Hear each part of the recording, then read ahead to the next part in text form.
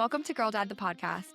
I'm your host, Madeline Anderson, and I'm thrilled to bring you honest conversations with dads and daughters, sharing heartfelt stories, actionable advice, and real daughter perspectives that will help you be the best girl dad you can be. Pete Dominick, welcome to Girl Dad, the podcast. I am so excited and honored to be here and in conversation with you. I loved your book. I loved interviewing you for my podcast. So I'm real excited about this. I love what you're doing. Oh, thank you, Pete. I'm excited to have you on. And I know we chatted a little bit offline and you have some incredible stories to share and some great advice to give. So I'm really excited to introduce you, but would love to kick things off with you introducing yourself to the audience. Maybe tell us a little bit more about your family, your daughters, what you do, and where you're from. Awesome. I grew up in central New York, spent all my childhood outside playing sports. Very typical 80s, 90s, had an awesome childhood, really did. Really close to my parents. And then I pursued my dreams and became a very successful stand-up comedian. And I kind of transitioned into media and radio and TV and political media, but never stopped doing comedy and worked on The Daily Show and The Colbert Report. And last week, tonight with John Oliver, and have had just a really amazing career. And I, try not to sound arrogant about it, but I guess the easiest way to say it is like I really did live my dreams. And the best thing about my life has been being the father to my daughters, who are now 18 and 21, Ava and Julia. So I'm, if anything, now struggling in transition at 50. Separated from my ex-wife, but we have an awesome relationship. And I think it's important to talk about that when you can publicly. But now, Madeline, I'm trying to figure out who I am at 50 without almost any responsibility to my daughters, because they're so independent and so confident in doing so well. And I think we're so lucky. A lot of that is luck, I guess. But I'm trying to, fill that space and that responsibility that I had with them, and also, be encouraging and not make them feel guilty for not wanting to hang out with me as they fly out of the nest and spread their wings and all the rest of the bird metaphor. Well, it sounds like you did too good of a job raising confident and independent daughters, is what I'm hearing. Yes. Yes. um, Handicapped that's them and amazing. made them my dad, like, really forced us to do a lot of things we didn't like, and then we continued doing the things that we liked. Didn't put too much pressure, but, like, we skied and water skied, but we didn't keep going to auto racing, Madeline, but he gave us the option, but he made us do those things. I didn't do that with my daughters as much, and so sometimes I feel like I miss those, but I didn't also wanna force them to do things that they weren't into. Hmm. Well, let's talk more about the confidence and independence, because I know you mentioned you were intentional about raising independent and confident daughters, which I think is an amazing thing for dads to want to raise their daughters independently. So would love to hear more about how you did that. And obviously we can see the success now as they are very independent. But for the dads out there who maybe their daughters are a little bit younger and they're in the thick of it and they're trying to help raise confident daughters, what advice would you give or what stories can you share as to how they could do that? Well, there's so much that I think when I think about that and what worked, and whether or not I know if it worked and so on. But I think, like, the most important thing is that it never occurred to me that I would have a daughter. I was sure I'd have sons. I don't know why. I think probably because I had a brother and I was close with my dad, and I just imagined that I would be, I'd have, I don't know why, it was ridiculous. But when we found out that we were having a girl, I was disappointed and couldn't hide it. And I remember my ex-wife cried, and she never cried because she could see I was disappointed. And I wore my heart on my sleeve, still do. But the next thing I did was prepared myself as much as I could. And the only thing I could do really was I read every book that was out there for men raising daughters. And yeah, I did choose books that, like, leaned into confident and independent. And I guess maybe I thought raising a boy would be easier along those lines, because boys are just generally, those are characteristics that they're more likely to want to have. But I just didn't want any limits. and I thought it was ridiculous, to put any limits on my daughter because of that she was a girl and not a boy, and I'm a boy, and I didn't wanna have any real difference there, and so I read lots of books, but I also talked to a lot of women that I knew in my life, in my career, who I admired and respected, and I would ask them about their fathers, and those anecdotes were really precious and super helpful, and so I just became a student of the idea and of people who'd done it before me and been successful, and that was my approach, and I learned so much about having a girl. By the time my daughter was born, I was so excited, I was kind of ready as much as I could be academically, and then when she got pregnant again, somehow, I was terrified I would have a boy. The opposite feeling, because I had this girl who I was obsessed with, my daughter Ava. So when my ex-wife got pregnant again, I was like, I hope it's not a boy. And to have two girls, I mean, you have lots of opinions on this, I'm sure, but man, it's awesome. It's just awesome. I love it so much, and they're so tight. And so I can go more into the things we did, but that was the approach. Learn how to do it. Hmm. I love that. Yeah, and I think, I'm hearing a lot of similarities with my dad as well, just the way he treated us like we were just children, not necessarily like boys or girls. A lot of the memories that I have with my dad are on the golf course or riding bikes and playing outside and just like I never played dolls with him, but I spent a bunch of time with him doing what he loves to do. He even bought my sisters and I little tool belts, and we had our little hammers, and he would fix things around the house, and he would have us jump in and teach us things that are not traditionally quote unquote girl things to do. But it was just about the time spent with him and the memories that were made along the way. And, yeah, and my dad shared the same thing when he had 2 daughters. When the 3rd one came, my parents actually waited until birth to find out what the gender was for all 3 of us, which I know, I thought that was normal until I grew up. I was like, "What? How could you do that? How are you not so curious?" Um, I I can't. I have so much judgment of it. I guess it's impressive. It's discipline, and discipline is Yeah. good. Yeah. And it's kind of unnatural to know, I suppose, for most of human history, you didn't know. I'm sure they had all kinds of predictions. It was rainy when they were conceived. It'll be a boy. Right, And right. all the rest of the folklore, but that's impressive that they did that. I know. I give them both so much credit because it's not only the curiosity, but for me, like, as a big planner, the Right. not knowing would stress me out so bad. So, It's so much. I mean, the truth is, your parents making that choice is interesting because the truth is everything about life is uncertain, and you're constantly struggling for certainty, but when you can have certainty and you choose not to, that's whew, that's impressive. I wanna interview yeah. them about that choice, and Right? I mean, you're younger. I mean, I don't know what's going on in your life or your friends, but, like, I wonder what the percentage of American young people of 8 who are trying to get pregnant do want to know, Mhm. but we can tangent that off. I haven't met anyone who hasn't known ahead of time yet, Right. besides my parents. Yeah, Yeah, your especially in my generation generation. Yeah. has to have, like, that certainty and that control. It's gotten so much to the, opposite end of the spectrum that there are parties and the reveal parties, which I think Yes. my generation, older people find insane. Yeah. No, that's so true.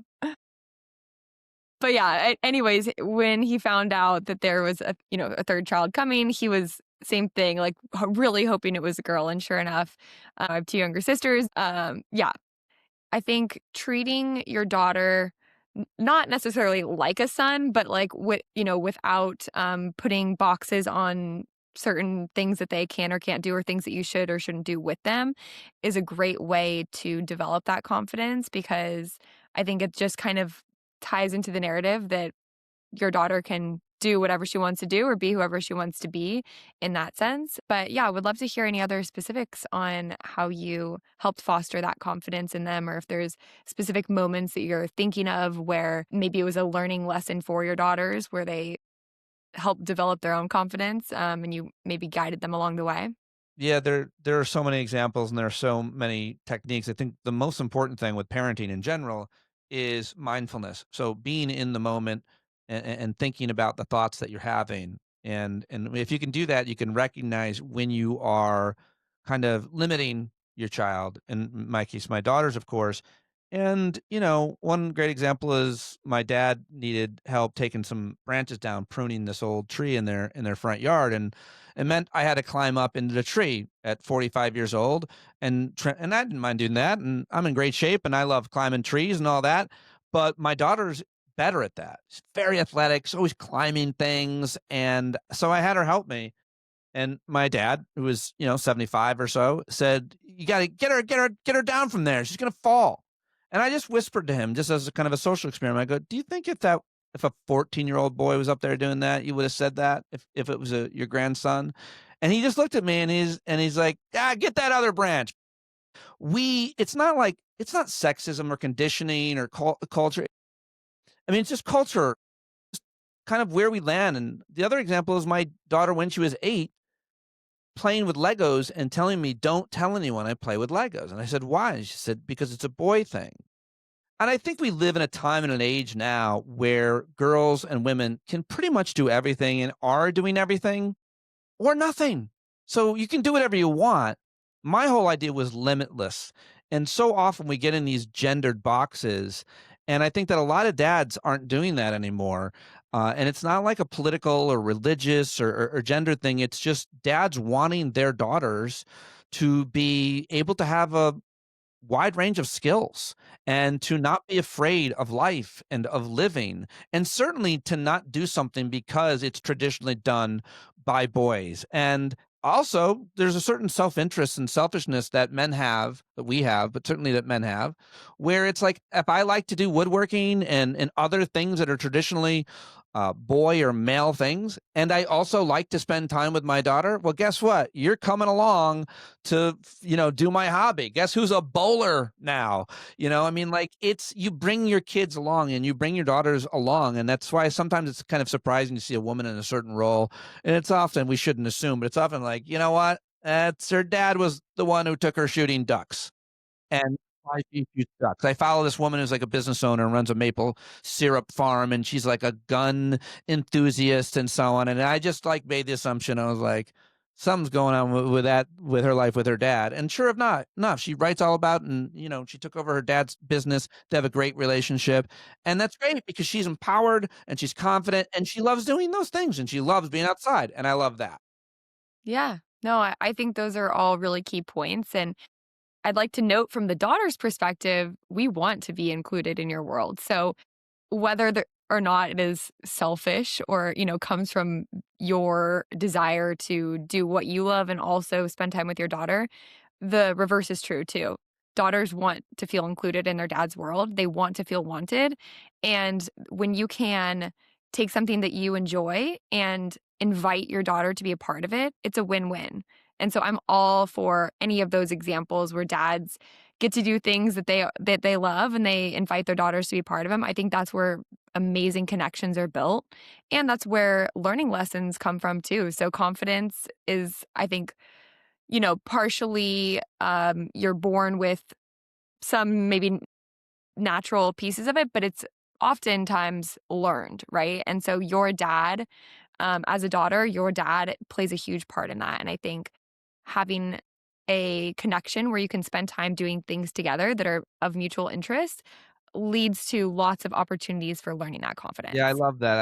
I love that you say girls from that point of view want to be with their dads. And you know, I think about half the things I tried to get them to do, they, because I like doing them, they did not do. But the two of the most important things to me that they did do, they still do, which is skiing and general, you know, horseback riding, being outside in nature is something that's an exercise. Like those are the things that I really like doing, that they they do too. But I could never get them to watch a sporting event with me.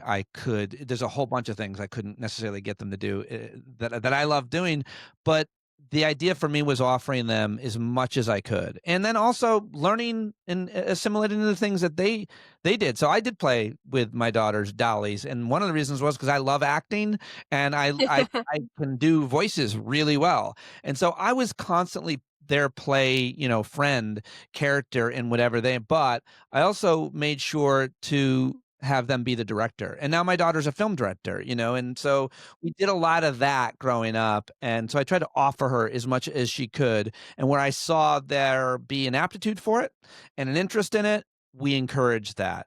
And where I didn't discourage it, but I didn't push maybe as hard as I should have. Like, certainly with things like I've always been involved in public service and just, volunteering in my local community and things. And I could never get them into doing that because of the reasons, kids, it was bored or it was hard or they had to get up early on a Sunday or whatever. And I do regret that I didn't force them to do certain things that I think are what I would call responsibilities of being a good citizen in your community. And that didn't work. My ex-wife and I weren't always eye to eye on that stuff.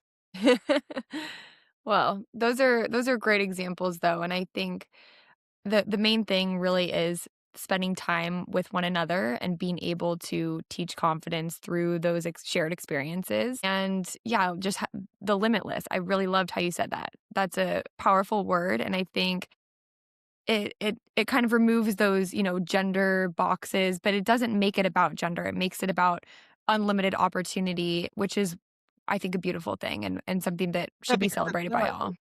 gender is always there and culture is always there, but I like the word limitless because she's so much more than her gender and, Mhm. her body and her appearance, and I think it is interesting, women moving through space, and both my daughters are what people consider attractive.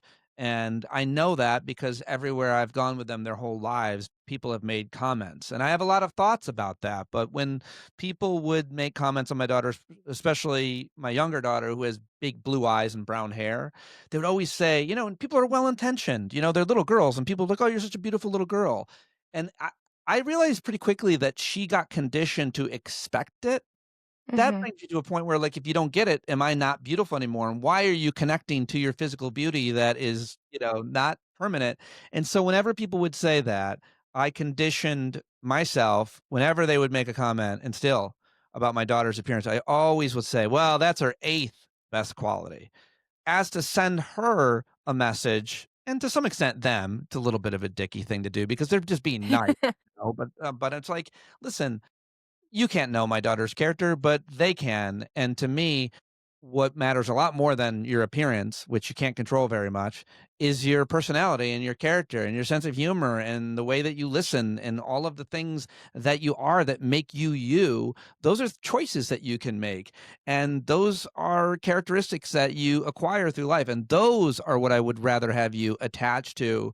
And those virtues are what I'd rather have you pursue than what culture and Instagram and every person apparently you come in contact with, which is your physical beauty. And that's different for women, I think. I don't know what you think. Absolutely. Pete, that is so powerful. I'm so glad you said that. And I'm glad for your daughter's sake too that you have been saying that because I think, as daughters, we learn a lot from our fathers, especially when it comes to things that they say to other people. Like when we're kind of more observing, we learn a lot more than when you tell us. Like if you say, hey, I know you're beautiful, but that's your eighth best quality. She's gonna learn it better and feel that it's more true when you're responding to someone's comment and saying it in that context. And so that's just such amazing advice. I also have almost never commented on their appearance at all, except to make fun of them. Like I will make fun of their outfits or their hair or whatever. And that's because I don't think that's something they need from me. I don't Mhm. think they care at all about what I think of how they look. And other than jokes, which are, I'm a comedian, and I've conditioned both my daughters to take their best shot at me, and it is an equal playing field, and they take their best shots all the time. My daughter is 21. The other day, Madeline, I picked her up.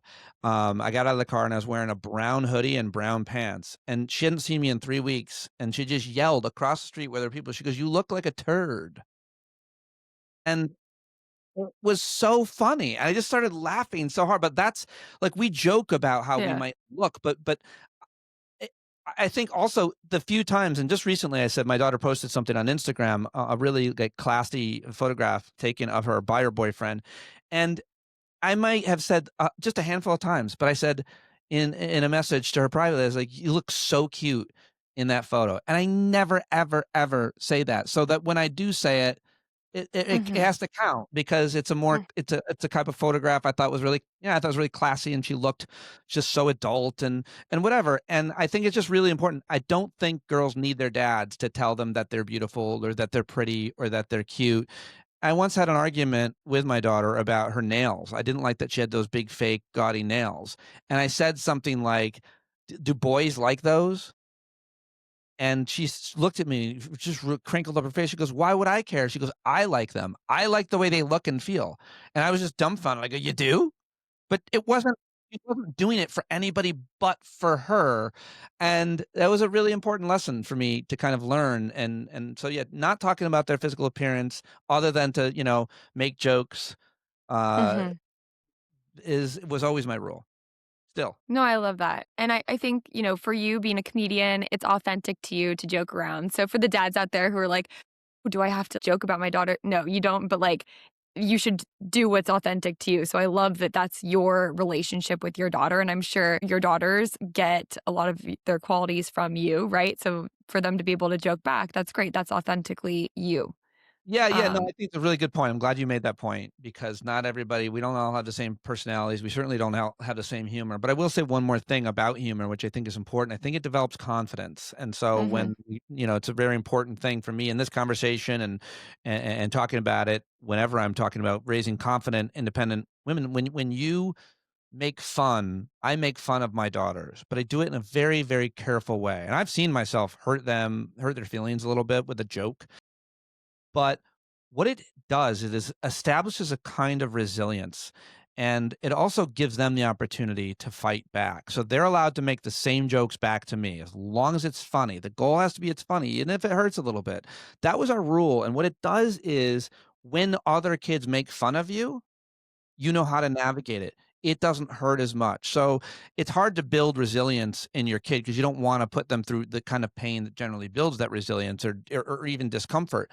But I do think that kind of humor, a certain kind, and you have to be careful because you don't want to put your child down. You don't want to take self-esteem, but you want to have fun and be funny. And kids are going to be mean and they're going to try to get laughs through their meanness. I know I did. I was a small kid, so that's all I had, but it helped my daughters to develop confidence for sure because I could see them take a joke and I could see them make a joke. And when someone's bullying you and you hit them back with the joke, they often stop bullying you. And now, guess what? Even they might want to be your friend. So true. And you know what? I think going back to what you said about it's not a job, you don't believe that it's not a father's job to comment on the daughter's appearance to build their confidence. And I completely agree. And what you just described is you are building your daughter's force field, which is so important for her confidence. You can do it through humor. And I think that's a really great point on humor and why it is important. And if especially if it is authentic to you. But there's other ways of building her force field and building her confidence, which has nothing to do with the appearance. And I think it comes from her ability to trust herself, her ability to be put in situations that are uncomfortable and, get through them and get to the other side and feel good about herself and the ability to climb a tree and, do something, right? And I always love that visual of building that force field. So there's all these different examples as to how fathers can help create that force field, but it's so important that they do because then when it comes to that confidence of the, external beauty or whatever, them comparing themselves to other girls on social media or them getting in situations where people are commenting on their looks where, it's an unfriendly comment, that force field is thick enough to where it doesn't bother them. And it's just, it is what it is. And part of the force field is being a layered person and having a Mhm. number of resources to go to. It's okay if you're a beautiful woman, well, so are these other 20 women. So, what sets you apart for a job interview or for anything in life is going to be your work ethic, your personality, your humor, your listening skills, and obviously your confidence, your creativity, your originality. Can you sing? I mean, there's so many things that you can work on that you can Mhm. develop about yourself that are going to separate you. And, to develop confidence, I think the other thing that we certainly my generation of parents has been really bad at this. And it's this idea there's this, concepts of helicopter parent versus free range parent is the general terminology that a lot of people have. But my parents, like most parents of my generation, my parents' generation, they were free range. You didn't really have a choice. We didn't have phones. You couldn't see where your kid was. We weren't making appointments for play dates with other parents and so on, and so the kids were a lot more independent, and that developed skills just naturally. That whole generation, but my generation of parents limiting their kids, and this is a somewhat controversial opinion, but I don't think it is. I think it's pretty borne out with data and evidence and anecdotes. But the idea that you have to do everything for your child, or that you're constantly worrying about your child, and specifically men with their daughters and the things that girls have to be concerned about. One of the things men want to do is they want to protect their daughters, and I got no problem with that. But I also don't think we should be unrealistic about what that protection is. And one time, someone asked me, my daughters, when they were about 13, they were talking about there was something in the news about like a sexual assault, and one of the girls said, and I'm proud that they all felt comfortable talking to me about these things. What would you do if somebody, assaulted Ava, my daughter? And my answer was, what would I do? What am I? Am I Batman? Like, what am I gonna do? Like, I think the question is, what does she do? And the reason for that is because I'm not gonna be there when she gets assaulted. Dad's not gonna be on the date or in the workplace with you, and I'm not gonna come in and save you either. Those have to be a lot of situations that you are gonna have to handle yourself. So when my daughters were really young, I put them in situations that made them uncomfortable, but were not dangerous at all. For example, my daughter is 7 years old and she wanted pizza. So I sent her into the pizza shop with the money and said, "Go get a pizza. Go get a slice of pizza." And she was Mhm. terrified, Madeline. And when she came back, she was terrified and it didn't go well. It was uncomfortable. The guy wouldn't wait on her. He didn't see her. He asked her about change and she's like, "I don't know about it." And she came back though also with a joke about the discomfort. But more importantly, those experiences, and that's just one. I did those things all the time with them. I pushed them out into the deep end, out of the nest, whatever metaphor you want. And it absolutely created a sense of confidence, including sending them to camp, which I really didn't want to do. And anything that they were doing on their own meant that they were doing it without us. And that's how they develop confidence. And I also didn't want them to worry about things that could happen, but likely won't happen. So I didn't plant those seeds. We didn't do stranger danger. We weren't certainly worried about anything that's outside. We were vigilant. We tried to teach them certain things, but I think a lot of parents are constantly teaching kids about strangers doing something to them when the likelihood is that someone that knows your child and has built trust with your child is going to be the person who's more likely to be a predator. And so we don't think about parenting that way, but I do. I thought of it about it from a statistical thing, and I didn't want to create more fear and anxiety in my daughters as a result that I had it, or then they were going to have themselves just living life with a phone in today's world. Mm. Yeah, no, that's really powerful. And I think going back to what you said about your desire to protect, I think that's one of man's natural desires is to protect and to provide for their family, but specifically their daughters and the women in their life who are, quote unquote, maybe weaker or just that male female dynamic that just is embedded in psychology. So for men who want to protect their daughters, one of the best ways to do so is help her learn to kind of protect herself and that's exactly what you're describing. By giving her the confidence to be in different situations and handle herself in uncomfortable scenarios, you are protecting her. But you're not doing it by keeping her at home and keeping her shielded and not allowing her to be in uncomfortable situations where she can learn from them. And that's kind of that helicopter parent, as you mentioned. I mean, Yeah. best example, I wonder what you think about this. People are shocked by this. It's kind of almost controversial, but I think it's ridiculous. Which was, we live in the suburbs of New York City, and we sent our daughters into the city on their own together, or none of their friends were allowed to go when they were like 12 and 14 into the city on the train, on the subways. Parents were horrified, horrified. People are getting pushed on the subway, and I would say to every one of those parents, do you know that kids live in New York City? Millions of them. They live there every day and they get around just fine. They're having a great time. It's a whole different way of life.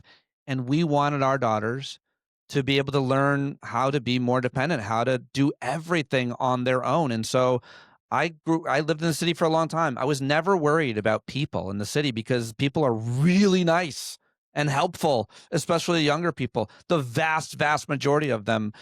So doing that, other parents thought we were crazy. I am 100% sure, Madeline, that that was one of the kind of things that we had them doing regularly that absolutely built tremendous confidence. And now my daughter's 21 and she lives in Midtown, has her own apartment. She has a full-time job and full-time college and like a very healthy relationship with a really cool guy. Like she's doing so well, living in New York City on her own, navigating it, and she loves it and she loves her life. And I'm sure it's because early on when she was very young, we taught her how to navigate and live and thrive in an urban environment. Yeah.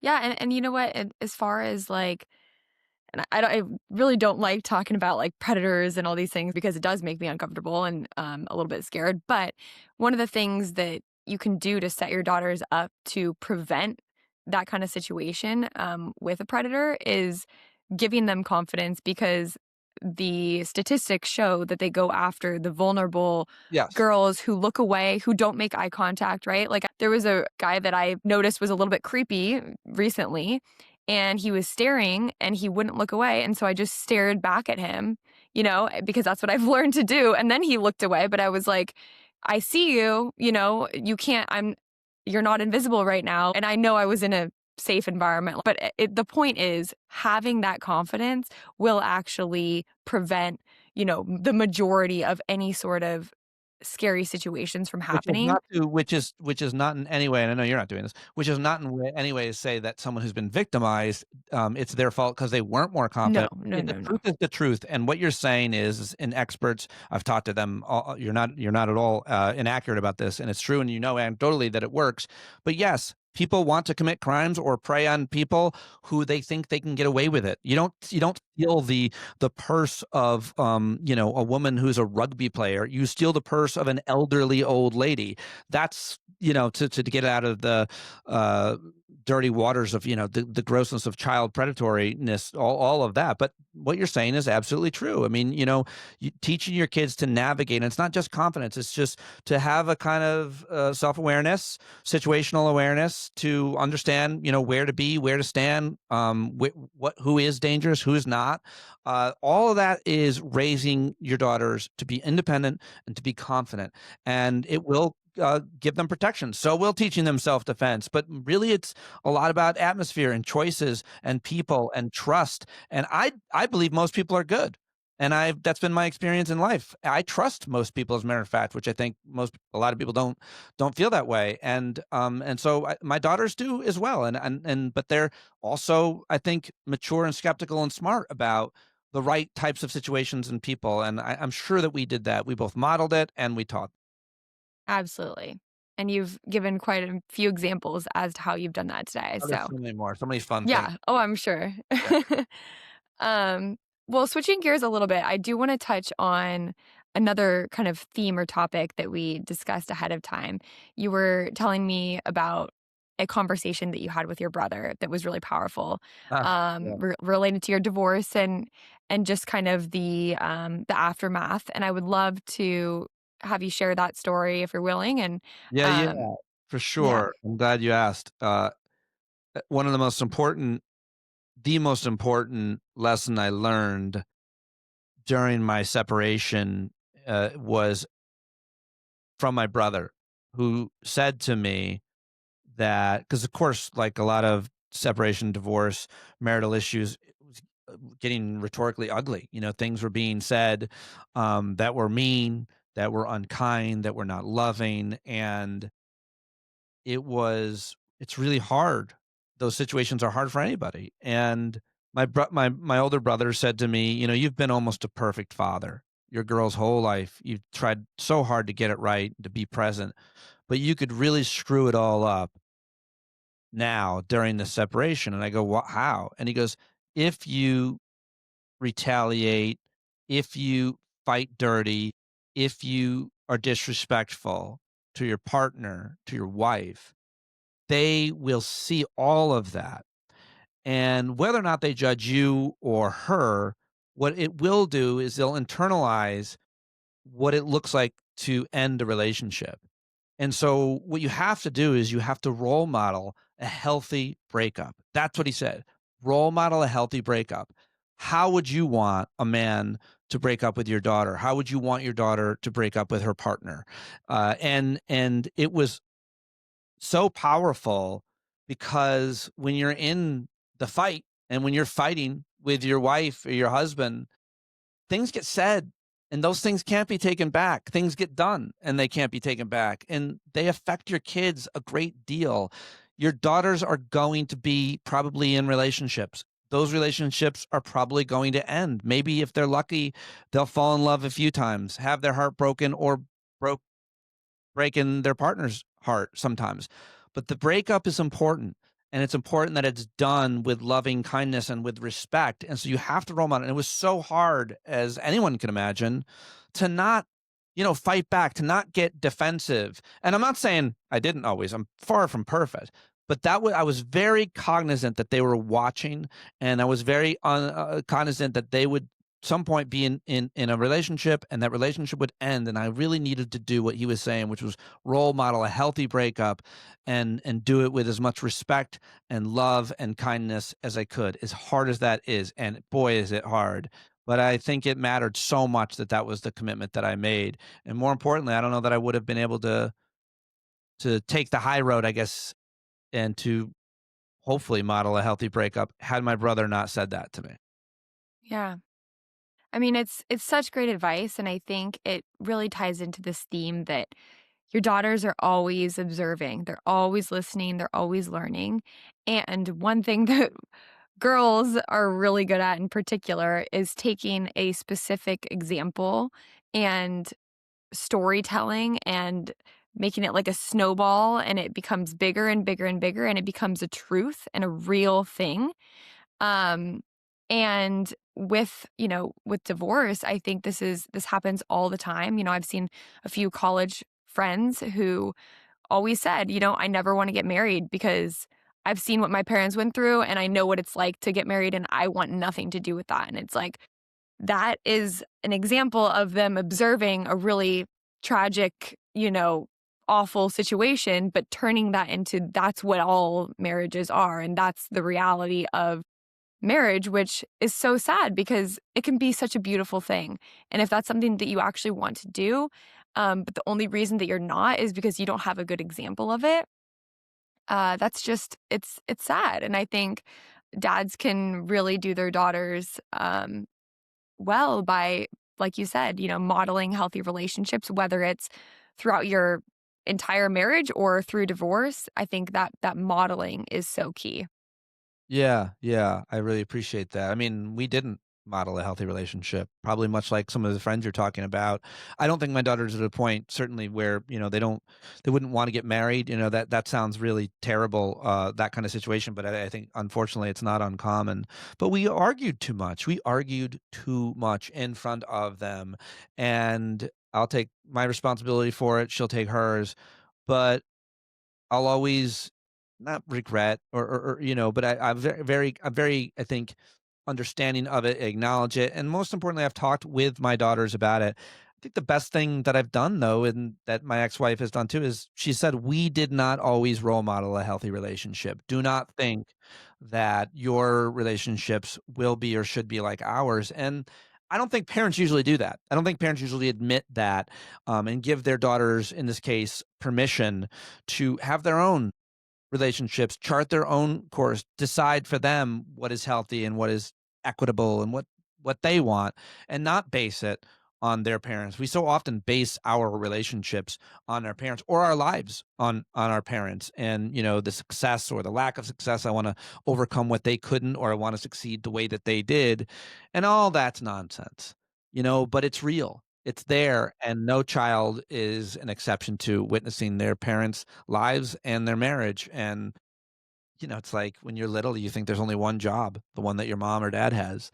And then you get older, like, oh, there's lots of jobs. And that's true of relationships too. That's true of marriages, relationships and marriages. And I also think role modeling a good break, it's important to break up.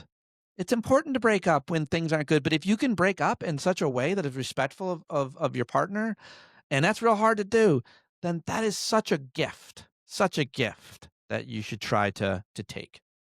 Absolutely. And I actually just had a marriage therapist on this podcast. Her episode, Stephanie Hanger is her name. Her episode came out a few weeks ago. And she mentioned something similar to what you just said about how it's so important when you get into a relationship to, especially a serious one, like let's say you're getting married, to think back on your parents' relationship and the systems in which you know, because it's going to be different for your partner too. And think about everything that you've learned from them and you almost by looking at it so closely, you're almost able to be like, "Okay, what things do I want to continue? What things did I learn, what I don't want to do?" But you don't look at it with hate or regret or anything. It's just a learning and observation. And then you talk about it with your partner and you kind of decide together how you want to move forward in your Smart. relationship. That's Yeah. smart. By the way, when you said you interviewed the marriage therapist, I was sure you're gonna be like, "And she disagreed with you." No, but No, no, no. no, but I think that's yeah, I think that's really smart, and I think that, it's a very healthy thing to do, and I think also that I married my father. We often talk about, like, you married your Yeah. like, the if you married a woman, you married a man, but, my ex-wife and my dad are very, very similar and close, like, they get along really well, it's funny, but, and I think that's important to acknowledge, like, the characteristics that your partner has, Mhm. and it's important to acknowledge because 'cause we're talking about our daughters here, what they see, whatever they're seeing, what they pick up, and I have those conversations with them. My daughters, criticized me, more than a couple times. It's too personal to say publicly, but, like, about what role I played in the marriage at times, and that's what she picked up. That's what they picked up, but they told me, and I'm really happy that they felt the comfort that they could tell me, and I haven't talked to them since, but no. When you create a safe space for I think in this case, your daughters to be critical of you and that you're not going to react. I didn't always do that, but I think that's a really important thing because then they feel safer to talk to you about anything. Mhm. So true. Well, thank you for sharing that. And I know we are coming up on time here, so would love to switch gears one more time and just finish up with a favorite memory that you have with your daughters. It's such a hard question, I think. There are so many. I think being 3 generations on the side of a mountain skiing down it was a great day. My parents, my daughters, me, all in mountain together was an amazing day. I'll never forget. I remember just trying to capture that in my mind. I think that the most important thing is a more general idea or principle, which is that I do have memories, that I was always there. I was very present. I think a lot of men, we get wrapped up in ego, which includes money and success, and it means you have to work a lot, and it means you have to think a lot about your work, and it means when you're not at work and you're not thinking about work, you're still thinking about work, and it could be very stressful.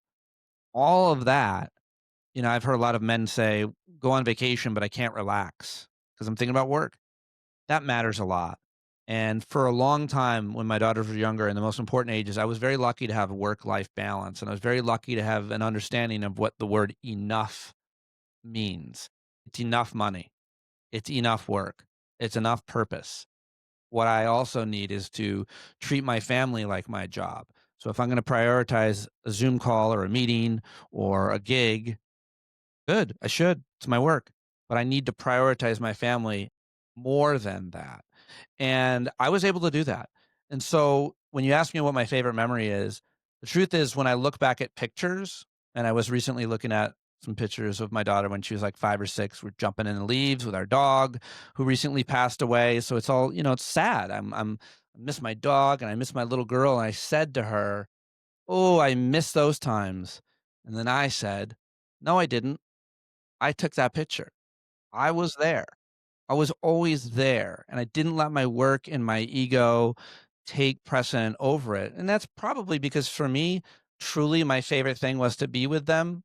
That's not true of all parents, and I don't think parents should feel guilty if they don't love being around their kids the way that I did, I'm just saying it was a little easier for me to make that choice because truly the thing that was the most rewarding thing to me was any moment I got to hang out with them their whole lives. And I made those choices and I made those memories. And I live in the moment, so I don't live in the past or in the future. But my favorite memory is the fact that I was there for to create all those memories, to take those pictures and videos. And so I think that's the answer. I love that. And, do you have any final pieces of advice for the dads out there with daughters, or is your piece of advice exactly that? Be there, be present. That's the advice. The I advice love is it. to be present, to show up, but to not get to also I meditate and practice mindfulness. The meditation allows you to recognize your thoughts during the day. So if you're really worried, I heard a news story about these girls being kidnapped. And I went down the same road every parent does when they hear that news. You think about your own kids. What would you do? Your life would be shattered. What would you do? Your life becomes a movie. And I must have been thinking about that for 15 minutes, Madeline. I was just terrorizing myself. And then I stopped, caught the moment, and said, my daughters are in sixth and fourth grade right now. They're currently in school. I'm driving. Everything's fine. Be in this moment. Don't worry about the next moment. That's where the anxiety comes from, the fear, not the actual thing that is happening. And I don't want dads to live in fear and worry about what might happen to their daughter as opposed to being mindful and in the moment because your kids, your daughters feel that fear and they feel that anxiety too. And you put that on them and they become more afraid and less confident to go out in the world. And that's bad. I don't think we should do that to our kids. So take your anxiety and your fear, recognize it, and don't give it to them because it's yours. That is powerful advice. Even for me, I'm like taking notes because you know what? At the end of the day, anxiety comes from the unknown. And if you can focus on controlling what you can control, as you mentioned, it just makes for a more peaceful life and a healthier balance on your relationships and, a great role modeling, as we mentioned. So thank you, Pete. Thank you, Madeline. This is really fun. I really appreciate it. Keep up the great work. Oh, thank you. You too. Thank you for tuning in to Girl Dad, the podcast. If you found today's conversation helpful, please subscribe, leave a review, and share it with a fellow girl dad. I read every review and truly take your words to heart. To close out, remember, your intentional moments make lasting legacies. See you next week.